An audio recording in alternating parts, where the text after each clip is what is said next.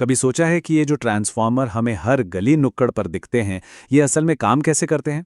आज हम इनके अंदर छिपे एक ऐसे राज से पर्दा उठाएंगे जो सुनने में तो बड़ा सीधा साधा लगता है, पर असल में बहुत गहरा है। तो पहेली ये है, एक ट्रांसफार्मर में दो कॉइल्स होती हैं और वो एक दूसरे को छूती तक नहीं है। तो फिर एक कॉइल दूसरी कॉइल को ये सिग्नल कैसे देती है कि भाई करंट को इस तरफ भेजो? मतलब ये होता कैसे है?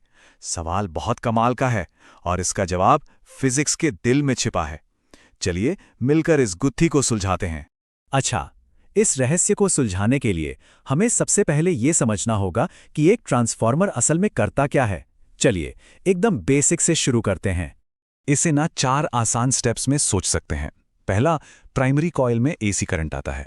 इस करंट से एक अदृश्य लगातार बदलता हुआ मैग्नेटिक फील्ड, जिसे हम फ्लक्स कहते हैं, वो पैदा होता है।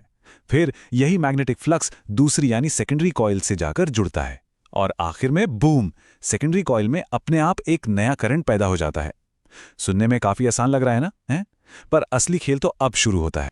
तो ठीक है, एक नया करंट बन गया, लेकिन वो बहेगा किस दिशा में? और उससे ये पता कैसे चलता है कि उसे किस दिशा में बहना है? ये कोई तुक्का नहीं है। इसके पीछे कुदरत का एक बहुत ही गहरा और शानदार नियम काम कर रहा है। तो यहां हमारे सामने दो सवाल आते हैं। पहला, ये नया करंट किस दिशा में बहता है? और दूसरा, एसी सोर्स की वजह से ये अपनी दिशा लगातार बदलता क्यों रहता है? इन दोनों ही सवालों का जवाब फिजिक्स के एक ही कमाल के सिद्धांत में छुपा है।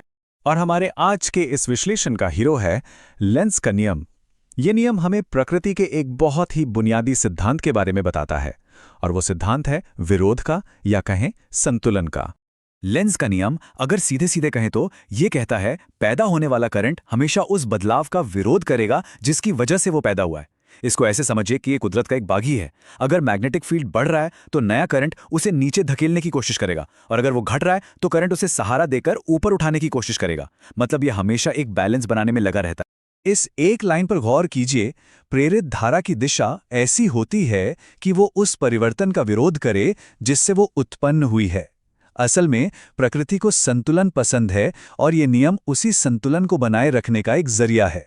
तो चलिए अब जरा देखते हैं कि ये शानदार नियम एक असली ट्रांसफॉर्मर के अंदर काम कैसे करता है। यहां स्क्रीन पर देखिए, ये दो केस पूरी कहानी साफ कर देंगे। बाई तरफ केस 1 में जैसे ही प्राइमरी करंट बढ़ता है, मैग्नेटिक फ्लक्स भी बढ़ने लगता है। तो लेंस के नियम के मुताबिक सेकेंडरी कॉइल इस बढ़त से लड़ने के लिए एक उल्टा मैग्नेटिक फील्ड बनाती है। अब दाईं ओर केस 2 को देखिए। जब प्राइमरी करंट कम होता है तो सेकेंडरी कॉइल इस गिरावट का विरोध करने के लिए एक सपोर्टिंग मैग्नेटिक फील्ड बनाती है। मतलब हर हाल में ये सिर्फ और सिर्फ बदलाव का ही विरोध कर रही है। तो सबसे जरूरी बात जो समझने वाली है वो ये है कि सेकेंडरी करंट प्राइमरी करंट का विरोध नहीं करता। नहीं, ये विरोध करता है प्राइमरी करंट की वजह से होने वाले मैग्नेटिक फ्लक्स में बदलाव का। चाहे वो बढ़ोतरी हो या घटोतरी, विरोध हमेशा उस चेंज का ही होगा। यही लेंस के नियम का पूरा सार है। लेकिन सवाल यह है कि ऐसा क्यों? प्रकृति इतनी विरोधाभासी क्यों है? इसका जवाब ट्रांसफॉर्मर से कहीं ज्यादा बड़ा है।